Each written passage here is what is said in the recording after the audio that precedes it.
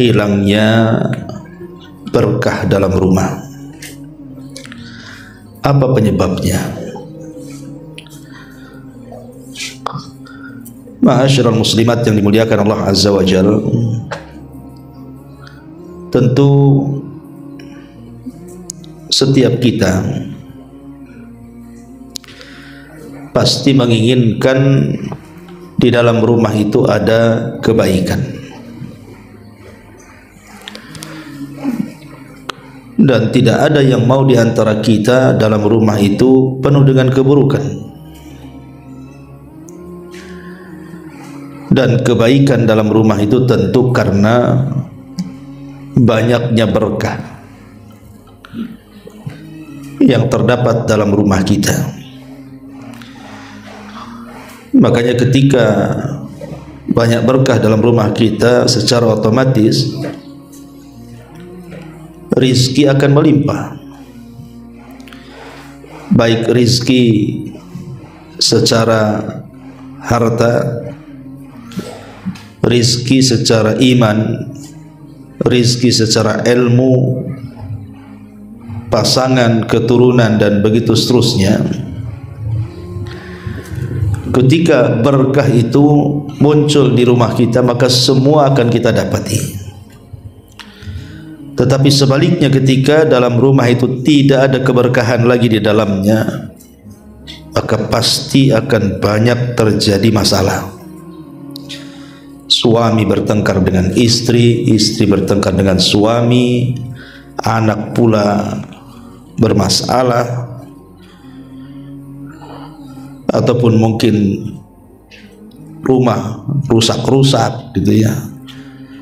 Pokoknya tidak ada ketenangan hidup dalam rumah itu jadinya.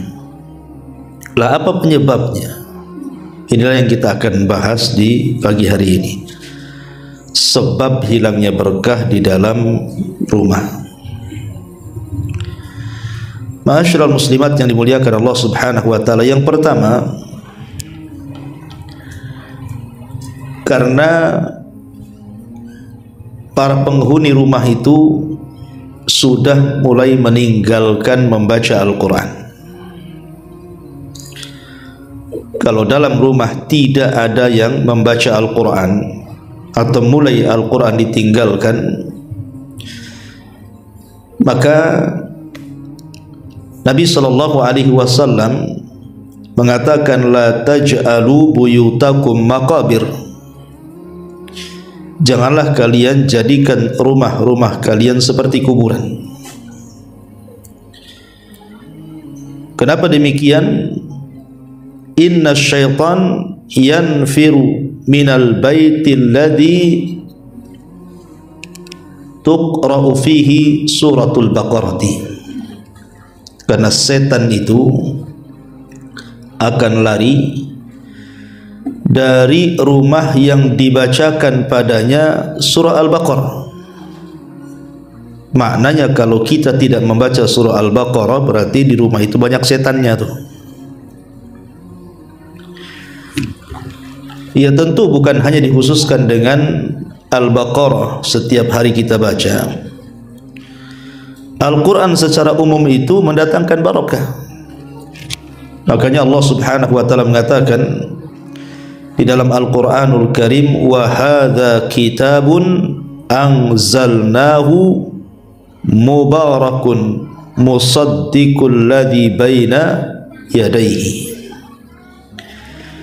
Dan inilah Al-Quran, kata Allah, kami turunkan mubarak, di dalamnya penuh dengan berkah-berkah. Makanya kalau penghuni rumah itu banyak membaca Al-Quran, maka ibu akan rasakan pengaruh berkah Quran itu dalam rumah. Dan itu pernah saya dengar sendiri gitu kan, dari salah satu ikhwan kita. Dia mengatakan, Ustaz, dulu saya jarang baca Quran, tapi setelah sering membaca Quran, minimalnya di pagi hari itu 2 lembar, dia bilang begitu. Masya Allah, katanya, rizki saya diluaskan dan rumah tangga saya disakinahkan. Ya kita tidak heran dia mengatakan seperti itu, karena juga secara dalil dari Al-Quran dan Sunnah memang Quran itu membawa berkah. Ini yang pertama. Yang kedua, tidak menanamkan ketakwaan dan iman. Di dalam Al-Quranul Karim Allah Subhanahu wa ta'ala mengatakan, walau anna ahlal qura amanu wattaqaw lafatahna alaihim barakatim minas sama'i wal ardh.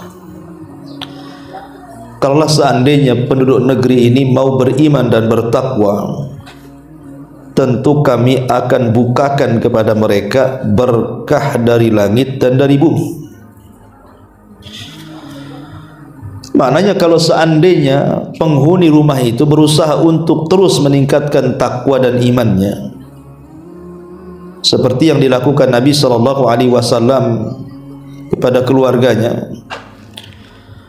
Aisyah radhiyallahu anha mengatakan Rasul itu kalau di sepertiga malam akhir sebelum subuh, maka dia akan membangunkan Aisyah ummul mukminin radhiyallahu anha dan diperintahkan untuk salat witir ataupun tahajud. Dan dari sini Nabi SAW mengatakan rahimallahu rajulan, semoga Allah Subhanahu wa ta'ala merahmati seseorang yang membangunkan istrinya kemudian mengajak dia salat malam. Dan begitu juga sebaliknya, rahimallahu imra'atan, semoga Allah merahmati seorang wanita yang membangunkan suaminya untuk salat malam.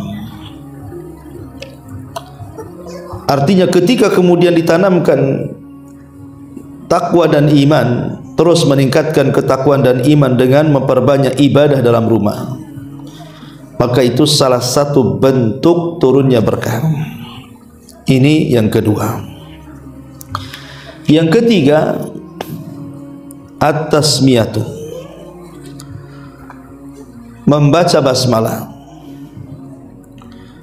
Terkadang ada di antara kita ini yang lupa membaca basmalah, atau sengaja tidak membaca basmalah, atau mungkin memang tidak tahu bahwa dalam basmalah itu ada berkahnya di situ. Kata Nabi SAW, idza dakhala ar-rajulu baitahu fadzakara ismallahi ta'ala hina yadkhul wa hina yut'im qala syaitan la mabita lakum wala asya. Kata Nabi SAW, apabila salah seorang di antara kalian masuk rumahnya kemudian menyebut nama Allah. Jadi ibu dari mana?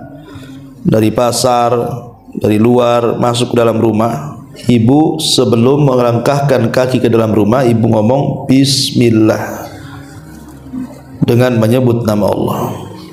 Atau ketika hendak makan, bismillah dengan menyebut nama Allah.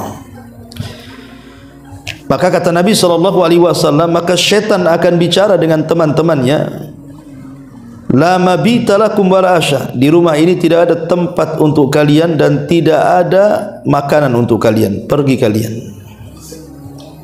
Subhanallah, hanya membaca basmalah saja mengusir setan, Bu. Karena masalah itu datang dari setan masalahnya. Semua masalah dalam rumah tangga itu semua datang dari setan, Bu. Makanya kemudian cara mengusir setan dengan cara seperti ini, membaca basmalah. Ketika kita meninggalkan basmalah, maka hilang berkah dari rumah kita. Kemudian yang keempat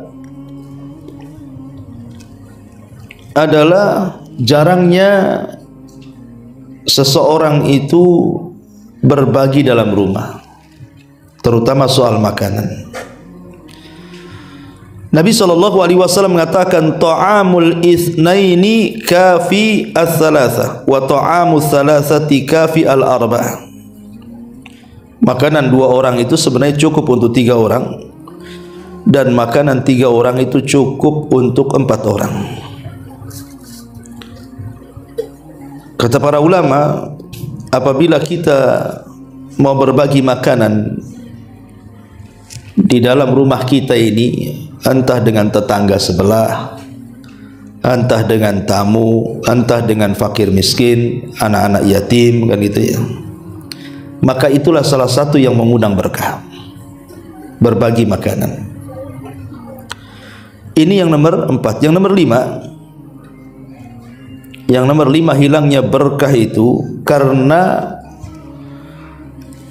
makanan yang dimakan oleh orang-orang yang di dalam rumah itu terkadang tidak memperhatikan halal haramnya, main makan saja. Di mana Rasul SAW mengatakan, innallaha thayyibun la yaqbalu illa thayyiban. Allah itu maha baik, tidak menerima kecuali yang baik-baik. Maka harta yang haram tidak akan diberkahi. Harta haram itu tidak akan diberkahi, karena selain daripada doa-doanya ditolak oleh Allah Azza wa Jalla, maka tidak ada berkah yang masuk ke dalam rumah itu. Maka perhatikan, jangan memakan yang diharamkan, entah makanan, entah minuman, entah pakaian, gitu ya.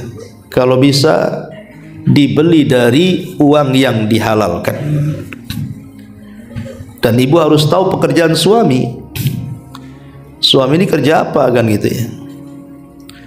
Kalau memang zahirnya halal, makan. Walaupun ibu kan tidak tahu suami dapat uang dari mana, tapi nampak zahirnya dia kan kerja layaknya orang-orang, insyaallah halal. Tapi kalau seandainya ibu tahu suami ini bandar narkoba, bandar judi, gitu kan, jelas itu kan, dan tidak ada pekerjaan lain kecuali dari situ, Bu, maka ibu jangan makan dari situ. Ustaz, tak bisa saya cari uang, kan selama ini suami. Kalaupun harus memakan, maka sekedarnya saja, sambil ibu cari-cari cara supaya suami dapat pekerjaan yang halal. Karena itu dampaknya fatal, gitu kan, menghilangkan barakah dalam rumah tuh. Ini yang kelima. Yang keenam, adamus syukri, tidak bersyukur. Tidak bersyukur akan nikmat yang Allah anugerahkan kepadanya. Diberi uang bisa beli makan, kadang-kadang ibu masaklah banyak-banyak. Nanti yang dimakan itu tak banyak, yang dibuang pula lebih banyak. Dikasih pun tidak. Beli pakaian banyak-banyak, kan gitu. Ibu pun tidak pakai pakaian sekali pakai 10 rangkap, kan Bu. Ngapain juga 10 rangkap dipakai, haredang lah, kan itu. Terkadang ada yang mungkin 10 tahun yang silam itu nggak pernah dipakai-pakai, ya ngapain coba pakaian 10 tahun dalam lemari itu, kasihkan orang lah kalau memang nggak dipakai. Kadang-kadang kita ini tidak bersyukur, memubazirkan sesuatu, membuang makanan, membuang minuman, membuang uang, dan begitu seterusnya. Ini hilang berkahnya nanti. La in syakartum la azidannakum wa la in kafartum inna adzabi lasyadid. Kalau kalian bersyukur, ku tambah nikmatku. Tapi kalau kalian kufur, ku sediakan azabku, kata Allah, dan azabku sangat pedih. Ini yang nomor 6. Yang nomor 7, hilangnya berkah karena adamu istiqadhihi minan naumi an yubadir, adamu tabkir fistaiqidhihi minan naumi. Tidak berpagi-pagi ketika bangun dari tidur. Sudah saya jelaskan apabila kita menjelaskan tentang keutamaan 1 jam setelah subuh, kan Bu. Nabi SAW mengatakan, Allahumma barik li ummati fi bukuriha. Ya Allah, berkahi umatku di waktu paginya. Karena waktu pagi adalah waktu berkah. Jangan sampai ketika berkah turun kita tidur. Jangan sampai ketika berkah turun kita pula lalai. Manfaatkan waktu turunnya berkah itu dengan berzikir, berdoa, baca Quran, kan itu kan. supaya ketika turun berkah itu betul-betul kita dapat berkah. Makanya Imam Ibnul Qayyim rahimahullahu taala mengatakan, orang yang membiasakan tidur setelah subuh sampai terbit matahari, hilang berkahnya. Hilang berkah dalam keluarganya, hilang berkah dalam kehidupannya, hilang berkah dalam pekerjaannya, dan nanti akan banyak masalah dalam hidupnya tuh. Makanya jangan sampai kemudian kita melalaikan waktu yang jelas-jelas berkahnya itu. Ini yang nomor 7. Yang nomor 8, kasrat adamu al-istighfar. Jarang membaca istighfar. Allah Subhanahu wa taala berfirman, faqultu astaghfiru rabbakum innahu kana ghafara yursilis samaa 'alaikum midrara wa yumdilkum bi amwali wa banin wa yaj'al lakum jannati wa yaj'al lakum anhar.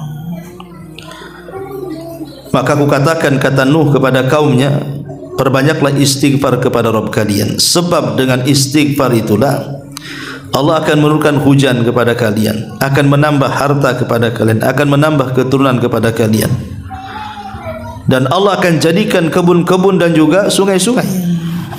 Lihat bagaimana dahsyatnya istighfar, menjadikan sebab turunnya hujan, menjadikan sebab berlimpahnya kekayaan dan keturunan, dan menjadikan sebab kesuburan. Maka kalau ingin dapat berkah dalam rumah, perbanyak istighfar. Astagfirullah, astagfirullah, astagfirullah. Nah itu Bu ya.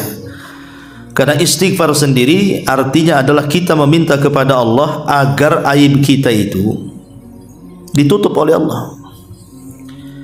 Betapa banyak orang-orang yang dibuka aibnya, yang tadinya dihormati Bu, jadi dihinakan. Yang tadinya dimuliakan jadi direndahkan. Yang tadinya orang bicara dengan kita jadi ditinggalkan. Itu kalau aib kita ketahuan tetangga kita.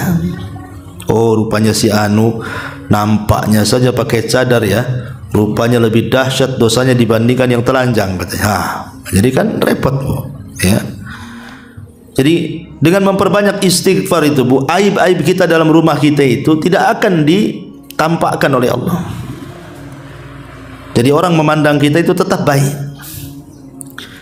Kemudian yang kedua, mana istighfar itu kita meminta ampun kepada Allah agar dosa-dosa yang kita lakukan di dunia tidak diadab di akhirat.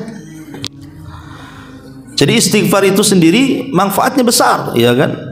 Menutup aib kita dan menghapuskan dosa-dosa kita. Lebih daripada itu, dengan memperbanyak istighfar itu akhirnya apa? Allah mudahkan semuanya. Suami kerja Allah mudahkan gitu ya. Pekerjaan ibu Allah mudahkan, anak-anak sekolah Allah mudahkan, hanya memperbanyak astagfirullah itu kan berkah Bu ya. Tapi orang yang jarang istighfar nggak akan dapat perkara-perkara seperti ini.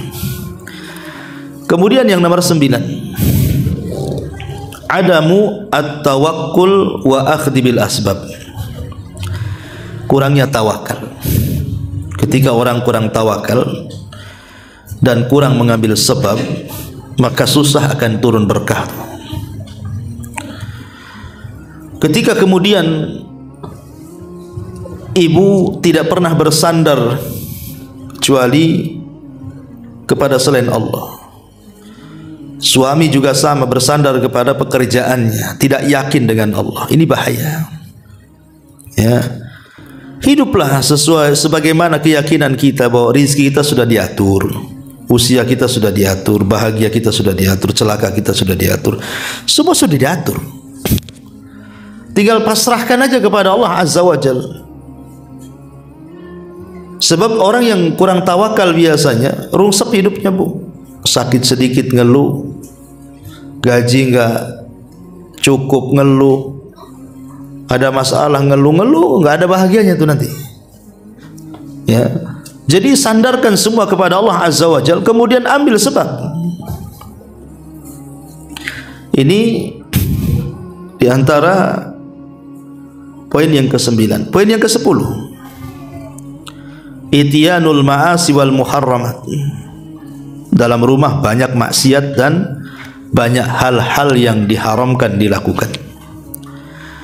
Nabi mengatakan, innal abda la yuhramur rizqu bi dzambin yusibu. Kata Nabi SAW, seorang hamba itu akan diharamkan dari rizkinya karena dosa yang dilakukannya. Jadi kalau di dalam rumah itu banyak dosa, banyak yang melakukan dosa dan tidak ditegur, terutama kepala rumah tangganya tidak punya kecemburuan kepada keluarganya, anaknya buka aurat ya biarin saja, nggak sholat ya dibiarin saja, kena pergaulan bebas ya tenang-tenang saja. Ini bahaya kalau dalam rumah seperti ini maksiat dibiarkan gitu kan. Karena ketika dalam rumah itu dipenuhi dengan maksiat dan keharaman, cabut berkahnya nanti banyak masalah di situ. Ini juga yang harus jadi perhatian. Kalau bisa jangan banyak maksiat di dalam rumah tuh. Kemudian yang nomor 11, bakhil wa adamu al-infaq. Bakhil, tidak mau infak, tidak mau sedekah. Padahal setiap hari itu Bu, malaikat itu datang. Kemudian malaikat itu akan ngomong, Allahumma a'ti mumfikan khalafa wa a'ti mumsikan talafa. Ya Allah, kalau penghuni rumah ini hari ini dia berinfak, tambah rizkinya ya Allah. Ya Allah, kalau hari ini penghuni rumah itu bakhil, tidak mau berinfak, hancurkan saja hartanya ya Allah. Ini yang ngomong malaikat Bu. Setiap pagi ngomong begitu Bu ya. Makanya kalau bisa setiap pagi itu kita bersedekah. Gimana caranya Ustadz? Gampang. Ibu tahu celengan Bu? Tahulah, mana tahu celengan. Beli celengan, jangan yang gambar ayam jago Bu, yang biasa aja, jangan bentuk patung ya, celengan biasa. Tulisi dalam celengan itu untuk anak yatim, ataupun untuk pembangunan masjid, untuk membantu dakwah umpamanya. Terserahlah mau tulis siapa ya. Ibu kan bisa setiap hari masukkan, nggak usah banyak-banyak lah kan, receh-recehan itu habis belanja itu kan kadang-kadang banyak Bu, ada yang 1000, ada yang 500 perak gitu kan, masukkan aja tuh. Jadi setiap hari pun berinfak tuh. Nanti kalau 1 bulan sudah penuh, sesuai dengan peruntukannya. Kalau untuk anak yatim, kasihkan anak yatim. Untuk pembangunan masjid, kasihkan untuk pembangunan masjid. Untuk pesantren kan itu. Jangan pula sudah penuh pakai belanja pula sama ibu. Nggak niat itu namanya ya. Jadi ini juga penting, biasakan infak karena ini bisa mendatangkan berkah dalam rumah. Ini yang nomor 11. Nomor 12, at-tahawun fi ba'dil a'malil lati tusafu bi annaha syirkun. Bermudah-mudah seseorang itu dengan amalan-amalan yang berbau syirik. Contoh umpamanya sumpah kepada selain Allah, datang ke dukun, percaya jimat. Nah, ini bahaya nih ya, karena banyak di masyarakat itu orang yang gak yakin dengan Allah tuh. Makanya ibu kalau suami yang sudah suka-suka dan klinik-klinik itu, nasihati ya, bang percayalah sama Allah, tidak perlu pakai jimat-jimat nih. Jadi kasih tahu, gak perlu datang ke dukun. Ini bisa membahayakan, berkah dicabut dari rumah nantinya. Ini yang nomor 12. Nomor 13, at-taqa'us an ikhraji mali zakat. Seseorang tidak mau melaksanakan kewajiban hartanya berupa mengeluarkan zakat. Hartanya banyak, mungkin ratusan bahkan miliaran, mungkin sebagian orang itu punya harta, tapi tidak ingat zakat tuh. Pada setiap tahun kan ada zakat mal yang harus dikeluarkan apabila sudah mencapai nisab dan haul. Karena dengan mengeluarkan zakat itu adalah membersihkan harta, itu mendatangkan berkah tuh. Ketika kemudian harta kita tidak dikeluarkan zakatnya, berarti ada harta kotor di situ. Itulah yang mengundang tidak berkahnya rumah kita. Ini yang ke-13. Yang nomor 14, at-tanasi fadlillahi azza wa jalla. Lupa dengan karunia dan nikmat Allah azza wa jalla. Jangan melupakan nikmat yang sudah Allah anugerahkan kepada kita. Terkadang orang dilupakan ketika sudah kaya. Dulu ibu lagi susah gitu ya kan, masihlah baik sama orang, nyapa sama orang. Kemudian setelah Allah robah kehidupannya jadi kaya, jangan lagi nyapa sama orang. Kaca mobil pun tak mau dibawahkan, dibuatnya hitam semua. Cara jalannya aja beda. Dulu waktu susah cara jalannya bentar-bentar nyapa, bentar-bentar nyapa. Udah kaya main lurus seperti tiang listrik, udah nggak belok-belok tuh kepala tuh kayak kacamata kuda. Jadi ada orang-orang yang lupa akan nikmat yang sudah Allah anugerahkan. Fa bi ni'mati rabbika fahaddits. Ingat, kalau Allah berikan nikmat, hadis, tampakkan nikmat itu, bersyukur. Jangan lupakan nikmat, karena itu bisa menghilangkan berkah masalahnya. Kemudian juga yang nomor 15, tarku ba'dil wajibat wal faraid. Meninggalkan kewajiban-kewajiban. Tidak sholat 5 waktu, tidak puasa Ramadan, udah kaya tak mau haji, udah kaya tak ada zakat. Pokoknya nggak peduli dengan kewajiban tuh, Bu. Ini bahaya. Bahaya sekali.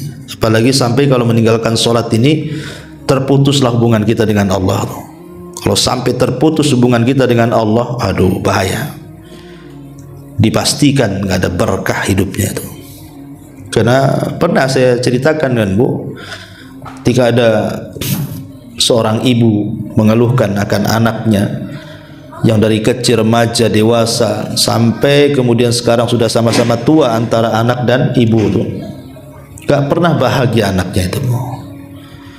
Ada aja masalah, sampai akhirnya mengalami stroke. Jadi ibu ini datanglah kepada salah satu kiai, ustadz, syekh itu, bertanya, apakah anak saya disihir orang? Kok gak pernah bahagia hidupnya dari kecil sampai sekarang dia sakit stroke tuh.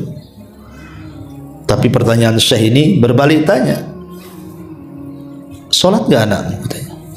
Dia mengatakan enggak. Dari kecil enggak, katanya, enggak pernah sholat.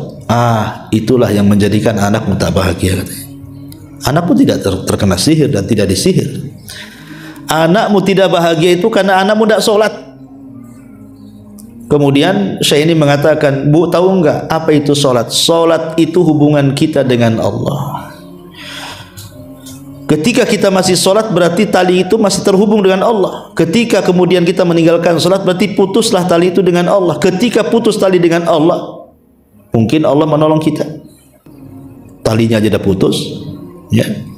Coba bayangkan, orang yang meninggalkan sholat tubuh, pertama bangun saja sudah dilaknat. Dia bangun subuh, meninggalkan sholat subuh, dilaknat. Kemudian duhur, nggak melaksanakan duhur, dilaknat. Kemudian sore nggak melaksanakan asar, dilaknat. Kemudian menjelang malam tidak melaksanakan maghrib, dilaknat. Kemudian sebelum tidur nggak melaksanakan isya, dilaknat. Bayangkan dari mulai bangun sampai tidur hidupnya dilaknat. Cemana orang kayak gini dapat kebahagiaan, katanya. Maka selamanya orang yang meninggalkan kewajiban itu tidak akan diberkahi. Maka jangan tinggalkan kewajiban. Kemudian yang nomor 16, birrul walidain. Berbuat baik kepada kedua orang tua dan juga menyambung hubungan dengan kerabat. Karena Nabi SAW mengatakan, man sarrahu an yubsatalahu fi rizkihi wa yunsa'alahu fi atharihi falyasir rahimahu. Siapa yang hendak diperbanyak rizkinya, dipanjangkan umurnya, hubungkan silaturahim. Dan itu menunjukkan berkah. Ya, menunjukkan berkah ketika rizki kita diperbanyak, usia kita dipanjangkan, kan berkah. Ya. Ini yang nomor 16. Yang nomor 17, ad-du'a binailil barakati. Teruslah berdoa. Banyak-banyak berdoa terutama di waktu-waktu mustajab. Ya Allah, berkahilah hidup saya, suami saya, anak-anak saya, harta saya. Terus begitu berdoa, minta berkah. Karena doa itu silahul mukmin, senjatanya orang yang beriman.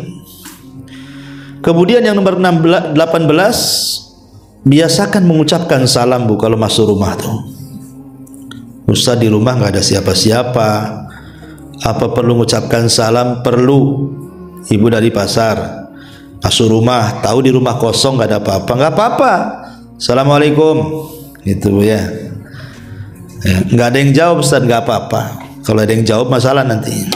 Ya, ada malaikat kan ada di rumah kita, mereka yang jawab. Karena assalamualaikum itu, kata Nabi SAW dalam hadis yang sahih, dia mengatakan kepada Anas bin Malik, ya bunai, idza dakhalta ala ahlika fasallim yakun salamuka barakah alaika wa ala ahli baitik. Anakku, kata Rasul kepada Anas, kalau kau masuk rumah, salam ya, karena salammu adalah berkah bagimu dan bagi keluargamu. Lihat bagaimana salam ini mau berkah. Kemudian yang ke-19, husnul khuluq wal birru ma'an nas. Jadi hilangnya berkah adalah adamu husnul khuluqi, tidak baik akhlaknya dan tidak banyak berbuat baik kepada manusia. Karena orang yang tidak baik akhlaknya Bu, pasti tidak disukai orang Bu. Pokoknya ibu suka mencaci, memaki, melaknat gitu kan, suka nyakiti orang. Pasti orang yang disakiti itu pasti akan mendoakan keburukan kepada ibu kan. Mati aja lah ibu itu. Kenapa? Aduh, sakit aku katanya. Kenapa sakit? Tah omongannya itu katanya. Aku digigit tawon aja masih tahan katanya. Itu omongan dia, seminggu nggak sembuh-sembuh katanya. Repot Bu kan. Dilaknat akhirnya sama orang kan. Didoa-doakan mati, didoakan hancur. Semana hidupnya mau berkah coba. Tapi kalau akhlaknya baik Bu, masya Allah, jangankan hidup, mati aja dipuji-puji orang. Sayang ya, itu orang baik loh. Kenapa? Apa memang orang baik memang cepat mati ya? Nggak ada gitu Ibu ya. Ya. Kenapa nggak tetangga sebelah aja tuh yang mati itu? Kenapa? Wah, itu pantas untuk mati. Tapi kok tak mati-mati pula katanya. Subhanallah kan. Ya, jadi ini penting Bu. Akhlak yang baik itu membawa berkah. Kemudian juga yang nomor 20, adamu husni tadbiril waqti wa tanzimi mimma yuaddi ilal barakati fi. Tidak menata waktu. Ibu hidupnya serabutan bahasanya. Kalau ibu bisa menata waktu, ibu, saya harus bangun nih 2:30 saya harus bangun, pasang alarm, bangun. Kemudian nanti selepas subuh saya nggak akan tidur baca Quran. Nanti jam sekian nanti saya sholat duha. Nah, gitu maksudnya menata waktu. Ini kalau orang menata waktu Bu, berkah hidupnya. Tapi kalau orang serabutan hidupnya, ya waktu itu ya datang pergi ya seolah-olah nggak ada faedah bagi dia. Pada Allah Subhanahu wa Ta'ala banyak bersumpah dengan waktu dalam Quran itu. Sebenarnya waktu itu sesuatu yang sangat luar biasa bagi seorang mukmin. Karena lewat saja satu hari tidak bisa dibalikkan. Sementara satu hari yang akan datang belum tentu kita dapat. Yang memungkinkan ya sekarang ini yang kita hadapi, kira-kira apa yang bisa kita lakukan? Ma'asyiral muslimat yang dimuliakan Allah Azza wa Jalla. Ini yang ke-20. Yang 21, ziaratil ahli wal asdiqa. Biasakan berziarah, mengunjungi keluarga, kerabat yang dekat-dekat lah kan ya. Karena ini bagian daripada silaturahim, dan tadi keutamaan silaturahim menambah harta dan juga usia. Kemudian yang nomor 22, ta'wid, adamu ta'widil lisan ala kathratil hamdi wa syukri lillahi ala ni'amihi allati la tu'addu wa la tuhsa bil istimrar. Tidak membiasakan lisannya memperbanyak alhamdulillah, wasyukru ala ni'matihi, dan syukur kepada nikmat. Jadi kalau bisa Bu, apapun Bu, ucapkan alhamdulillah. Sedikit banyak alhamdulillah. Ibu sakit, alhamdulillah. Ibu sehat, alhamdulillah. Ibu susah, alhamdulillah. Ibu senang, alhamdulillah. Ibu seret, alhamdulillah. Ibu lapang, alhamdulillah. Alhamdulillah ala kulli hal. Katakan alhamdulillah. Karena orang yang suka membaca alhamdulillah ini mendatangkan berkah. Gimana Ustaz, masa sakit alhamdulillah, susah alhamdulillah? Bukan alhamdulillah karena sakitnya, bukan alhamdulillah karena susahnya. Maksudnya alhamdulillah karena sakit itu karena kita memandang orang lain. Alhamdulillah, saya kan baru sakit gigi Ustaz, tetangga ginjal, gitu maksudnya kan. Itu maksudnya, mensyukuri nikmat yang masih ada. Alhamdulillah, ya suami saya masih bisa bekerja lah walaupun kena PHK. Itu yang sebelah itu udah 5 tahun tak kerja-kerja tuh. Jadi kita bersyukur, maksudnya seperti itu. Itu yang dimaksud mengucapkan memperbanyak alhamdulillah itu. Kemudian juga memperbanyak hilangnya berkah itu karena adamul amanati wasidqi, hilangnya amanah dalam keluarga, hilangnya kejujuran dalam keluarga. Ketika suami sudah tidak amanah menjadi kepala rumah tangga, ketika istri sudah tidak amanah menjadi istri, tidak tahu hak dan kewajibannya, ketika kemudian anak-anak yang merupakan titipan juga dibiarkan tidak ada amanah untuk menjaga mereka, mendidik mereka, membesarkan mereka, dan begitu seterusnya, atau harta yang dititipkan juga tidak amanah dengan tidak memberikan sedekah, hak sedekahnya, hak zakatnya, dan begitu seterusnya, pokoknya tidak amanah. Nah, ini hilang berkahnya. Kemudian juga yang nomor 24, at-ta'amul birriba, banyak memakan harta riba. Kalau di dalam rumah itu banyak makan riba Bu, bermuamalah dengan riba, itu hilang berkahnya tuh. Makanya Allah Subhanahu wa taala ketika bicara soal riba, Allah mengatakan apa? Yamhaqullahu riba wa yurbis shadaqah. Allah akan menghilangkan berkah riba dan Allah akan memberkahi sedekah. Hilang berkahnya. Maka sebisa mungkin hindari perkara-perkara riba. Kemudian yang nomor 25, al-adamul qanaati war ridha. Tidak qanaah, tidak redha. Maksudnya tidak qanaah, tidak redha itu dia selalu mengeluh dari pemberian Allah, selalu mengeluh. Ya. Suami mungkin kerjanya ya supir taksi, ojek online, GoFood atau apa gitu kan. Kebetulan hari itu hujan, tak dapat banyak, ngomel-ngomel pula istri. Kok tak pandai cari kerja bang ya? Kok dapat sedikit hari ini?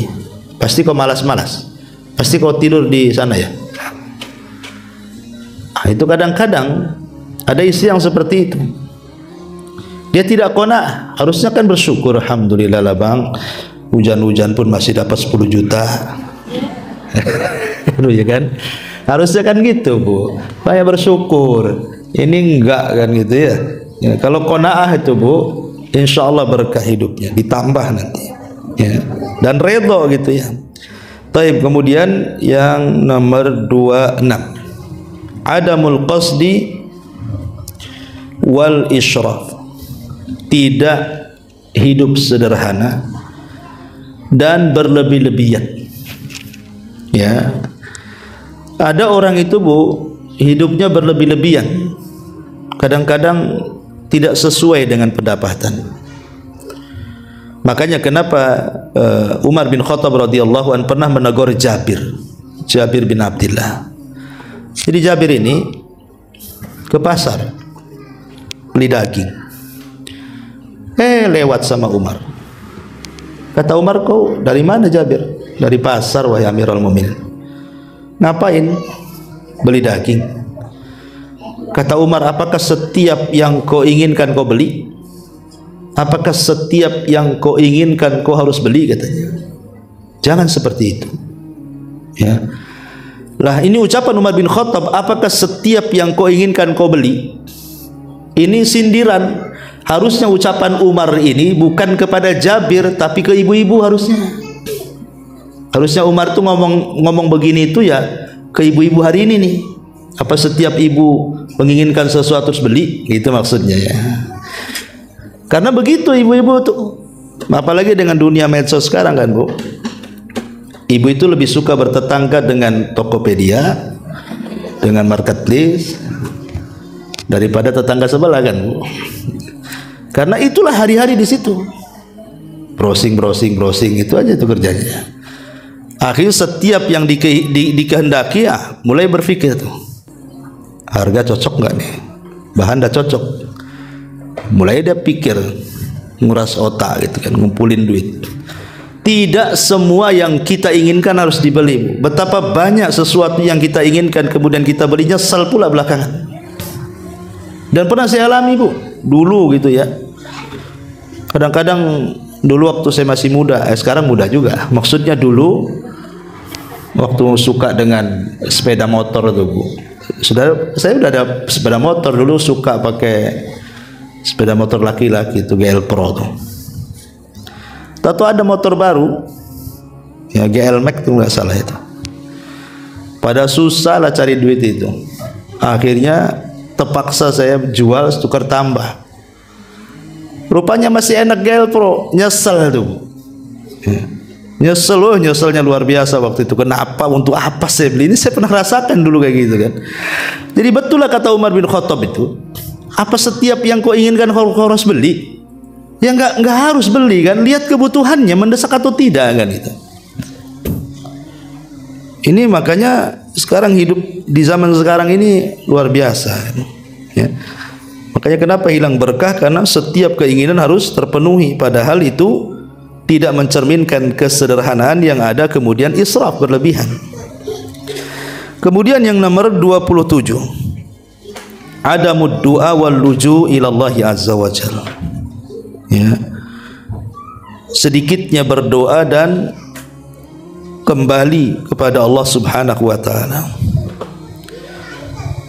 Maksudnya ketika kita ini banyak masalah itu harusnya kita introspeksikan, Bu. Kalau ibu ada masalah itu harusnya kan lebih dekat kepada Allah. Lebih rajin lagi doanya, lebih rajin lagi sholatnya, lebih rajin lagi puasanya, lebih rajin lagi zikirnya, kan begitu, Bu ya. Supaya persoalan itu hilang nanti, diurai. Yang ada enggak, kalau ada masalah itu tidur aja ibu, atau jalan kemana gitu kan. Salah, kalau ada masalah harusnya perbanyak ibadah. Makanya Nabi SAW satu hari keluar, entah siapa yang melangkahkan kaki Nabi tiba-tiba menuju ke masjid di luar jam sholat di waktu duha, nggak ada orang di masjid. Tiba-tiba dalam masjid itu ada seorang sahabat namanya Abu Umamah sedang berdoa dengan khusyunya di hadapan Allah Subhanahu wa taala. Maka Rasul bertanya, Abu Umamah, ini kan bukan waktu sholat, ngapain kau di masjid?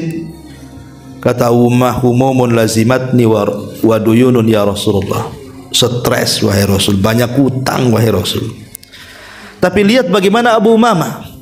Dia tahu dia sedang stres, dia tahu dia banyak hutang, dia nggak kemana-mana, dia tahu yang bisa menyelesaikan Allah, makanya dia ke masjid, dia berdoa di situ. Tiba-tiba doanya dikabulkan, digerakkan Rasul yang tidak ada niat ke masjid jadi ke masjid untuk menemui Abu Umamah. Kemudian Nabi SAW mengatakan, ya Abu Umamah, mau nggak ku ajarkan kepadamu beberapa kalimat, kalau kau baca di pagi hari dan kau baca di sore hari, kupastikan stresmu hilang, hutangmu terlunasi gitu. Kata Abu Umamah, oh senang kali Rasul, ajarkan kalimat-kalimat itu. Maka Rasul sallallahu alaihi wasallam mengajarkan, idza asbahta wa idza amsayta faqul Allahumma inni a'udzubika minal hammi wal hazani wa a'udzubika minal ajzi wal kasali wa a'udzubika minal jubni wal bukhli wa a'udzubika min ghalabatid daini wa qahri rijal.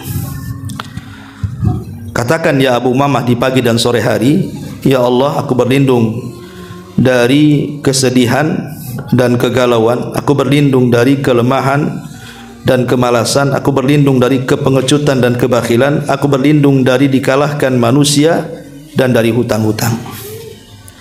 Kata Abu Umamah, semenjak aku amalkan pagi petang, kata dia, demi Allah, dhahabat anni hammi wa qadha anni daini, hilang stresku, terlunasilah hutang-hutangku.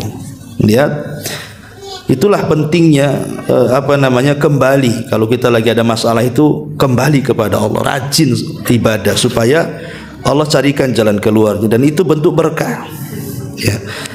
Kemudian yang nomor 28, adamu dzikri, dicabutnya berkah itu karena kita kurang zikir, Bu. Karena Nabi SAW yang mengatakan mathalu al-bait, kata Nabi SAW, mathalul baitil ladzi yudhkarullahu fihi wal bait alladzi la yudhkarullahu fihi mithlul hayy wal mayyit. Permisalan rumah yang dibacakan zikir di situ dan rumah yang tidak dibacakan zikir di situ ibarat orang hidup dan mati. Jadi kalau rumahnya banyak zikir, itulah hidup rumah tuh. Kalau rumah itu tak ada zikir, matilah rumah tuh. Jadi banyak berzikir, tasbih, takbir, tahlil, sambil masak, sambil apa aja lah kan. Di rumah kan banyak aktivitas, Bu. Sambil nyapu pun bisa zikir itu. Kemudian yang nomor 29, hilangnya berkah itu, Bu, karena memelihara anjing. Jangan memelihara anjing, hilang berkah dalam rumah, Bu. Kata Nabi SAW, man amsaka kalban fa innahu yankusu kulla yaumin min amalihi qiratun. Siapa yang merawat anjing, maka setiap hari dikurangi pahalanya 1 qirat. 1 qirat itu berapa, Bu? 1 gunung Uhud. Kita aja 1 hari dapat pahala 1 gunung Uhud aja belum tentu dapat.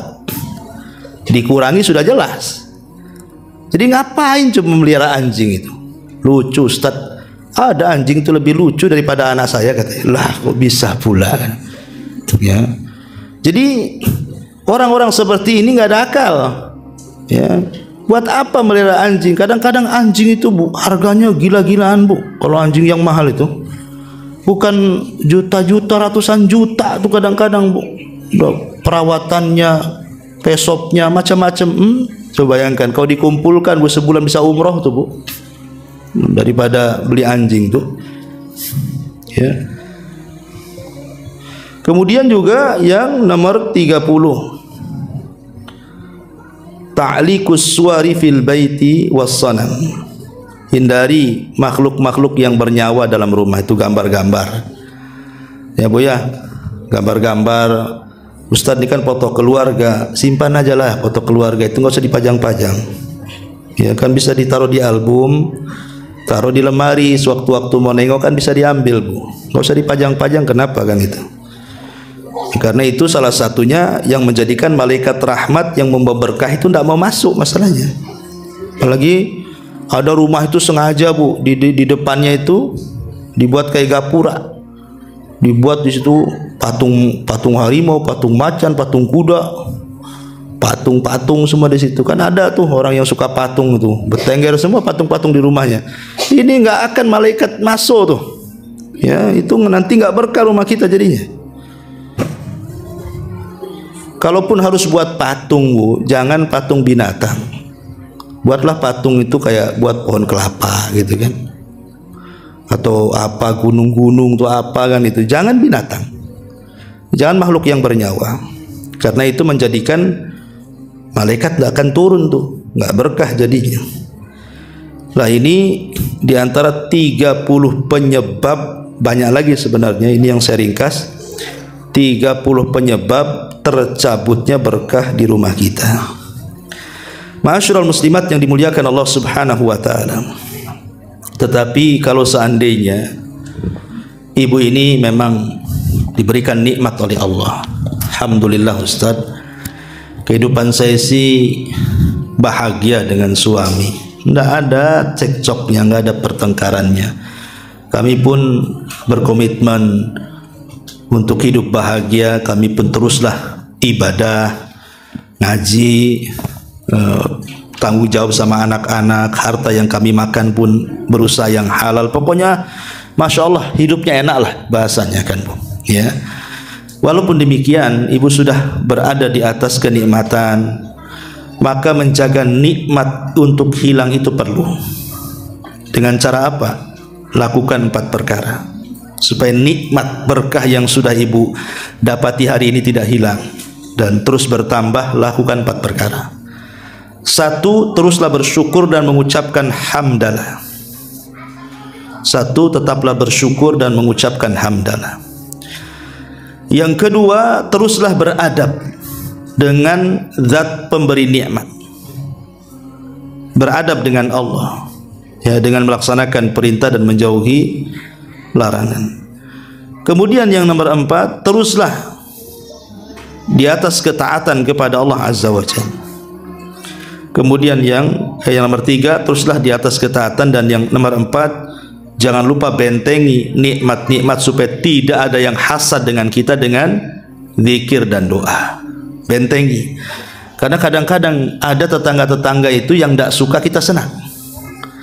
Ada tetangga-tetangga yang tidak suka kita kaya. Ada tetangga-tetangga yang tidak suka kita harmonis. Ada tetangga-tetangga yang tidak suka anak kita ini pandai-pandai. Kan ada tuh mata-mata hasad tuh. Maka supaya mata-mata hasad, mata-mata dengki itu tidak sampai merusak nikmat kita, maka bentengi dengan zikir, dengan doa, Masya Allah la quwata illa billah, atau apalah zikir-zikir supaya nikmat itu dan berkah itu tetap.